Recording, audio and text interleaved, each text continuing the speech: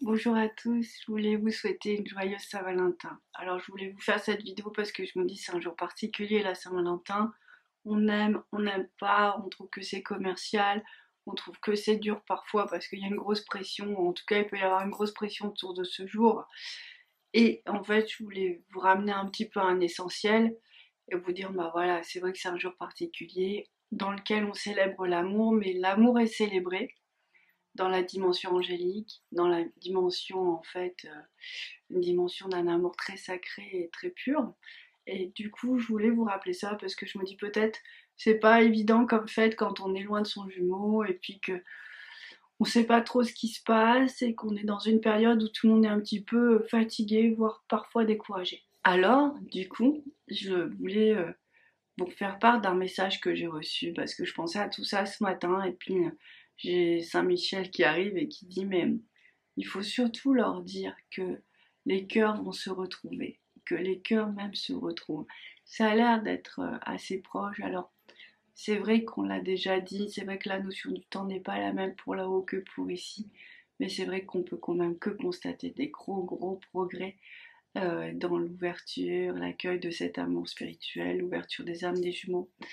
Donc on voit que c'est un mouvement qui est assez global en fait. Hein. Donc c'est clair qu'on n'a jamais été aussi proche et que bon, ça il faut garder l'espoir. Donc garder l'espoir et puis s'ouvrir à cet amour.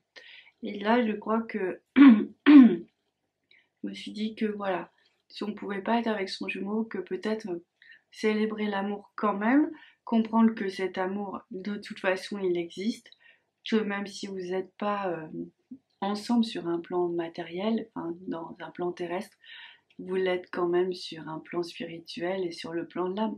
Et du coup, je me suis dit, bon voilà, est-ce qu'on peut avoir un petit soin, un petit coup de pouce pour nous aider à être encore plus dans cette dimension de l'amour? Et j'ai entendu, oui, oui. Donc, c'est maintenant, ça commence. C'est Saint-Michel qui est beaucoup là. J'ai vu vraiment, on m'a montré Marie et la flèche de Cupidon.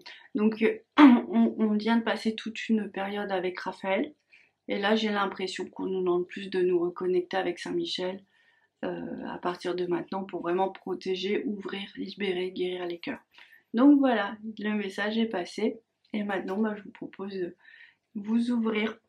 Euh, Moi je constate de par mon jumeau qu'il y a des qui en fait ils sont de plus en plus dans leur âme, donc du coup nous aussi on est plus ouvert à nos énergies spirituelles, à notre âme. On est voilà, c'est plus léger, c'est plus vaste, on n'est pas étriqué en fait comme on pouvait l'être il y a quelques temps. Donc ça c'est très positif. Mais par contre j'ai remarqué qu'il y a des gens qui sont flammes jumelles et qui ont du mal de passer à cette dimension corporelle, émotionnelle, à la dimension de l'âme. Et là, ce soin, je pense que c'est ça, c'est pour préparer cette transition, vous aider à faire cette transition et de laisser votre âme vous guider à la fois dans votre vie et sur le plan amoureux. Parce que là, c'est essentiellement, c'est ça, c'est vraiment nos âmes qui savent ce qui se passe, qui sont déjà en amour et qui sont déjà réunis sur certains plans et qui doivent intégrer au final ce corps. Donc, c'est assez c'est intéressant de revoir les choses d'une autre manière parce que le fait d'être dans une société matérialiste, c'est pas tout à fait comme ça qu'on nous a appris. Je suis sûre que si on était indien, on vivrait les choses d'une autre manière. Donc, on va laisser notre âme s'exprimer, on va laisser notre âme se libérer et vraiment se reconnecter avec ce qu'elle doit pour vraiment être l'écrin de cet amour et le réceptacle de cet amour, à la fois chez nous et chez le jumeau. Donc voilà, ça va être un petit peu ça aujourd'hui, le message du jour. Laissez-vous porter, laissez-vous guider par vos âmes. C'est dans ces espaces, effectivement, il y a beaucoup de lumière. Il y a bon, il y a de la lumière partout, mais c'est dans ces espaces où celui qui a la conscience a la connexion avec ce sentiment amoureux. Voilà. Et plus vous allez vous ouvrir, plus l'âme va prendre de place et plus elle va venir s'intégrer sur le corps. Elle va pouvoir vraiment se poser sur le corps. Et parfois on a le sentiment même qu'elle surgit du corps, que le corps n'est plus une prison. Et qu'enfin elle peut prendre sa place, ça fait une grande respiration. Et souvent quand ce moment arrive, vous sentez vraiment un sentiment de calme intérieur, le mental s'arrête. Voilà. Donc ça c'est un autre aspect du problème, on en parle depuis un moment. Il faut que le mental relaisse sa place. Donc l'aider par le calme, ça peut être, donc moi je fais de la méditation, ce qu'on appelle méditation pleine conscience, mais bon, vraiment c'est une méditation où je maîtrise mon esprit, j'ai aucune pensée, comme dirait mon maître en yoga en Inde, c'était no thinking, ça voulait dire on arrête tout de suite. Et donc à partir de ce moment-là, c'est vrai que quand le cerveau a moins le contrôle, l'âme peut prendre sa place. Donc je vous dis parce que ça va être un petit combat peut-être pour certains. Voilà.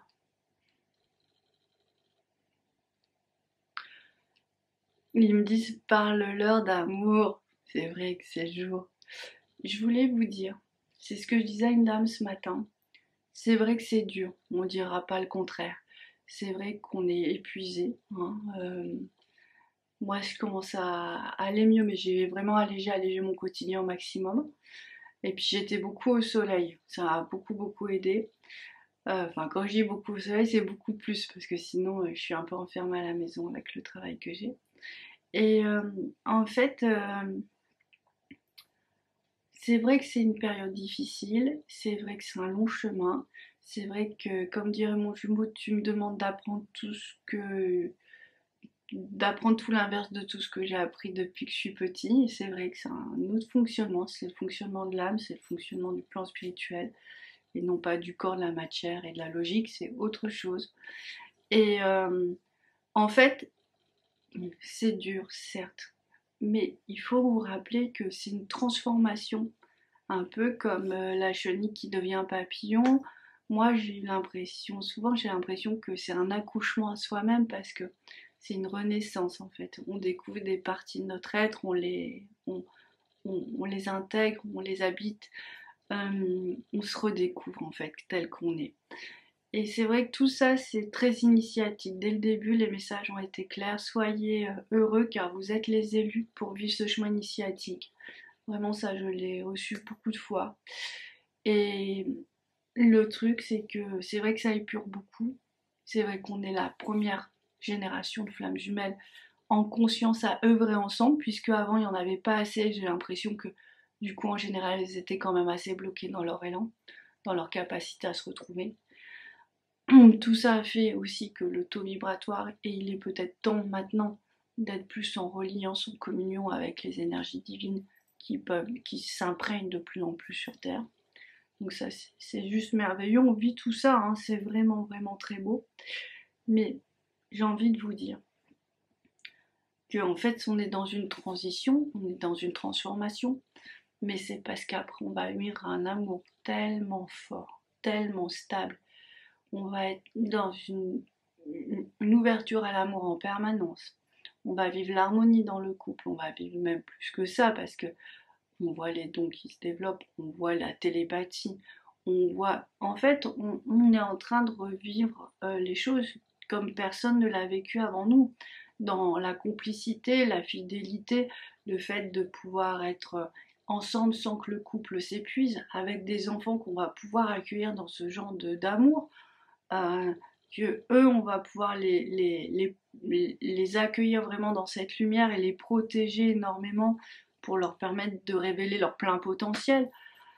On découvre l'amour inconditionnel, on découvre l'amour divin, on réaligne les relations avec la famille dans la plupart des cas. Euh, sincèrement, c'est vrai que c'est dur, mais des fois, essayez de vous projeter vraiment dans ce que va être votre vie dans quelques temps, et ces temps ne sont peut-être pas si loin. Je pense qu'on a fait vraiment le plus long. Donc, je pense vraiment, c'est dur, on le dira jamais assez, c'est un chemin difficile, c'est un chemin qui nous demande de changer de niveau de conscience. moi personnellement, je me sens plus à l'aise dans celui-là que dans celui précédent. Et la plupart des gens qui sont même épuisés, qui en peuvent plus, qui rampent, mais qui disent ah ouais, mais ok, c'est dur, je sais pas si je vais réussir à avancer, mais en tout cas, je veux surtout pas revenir en arrière et reculer. Et ça, c'est vrai. C'est vrai que ça nous a tellement transformés. C'est vrai qu'on n'a plus envie et puis on n'adhère plus avec cet entre guillemets ancien monde.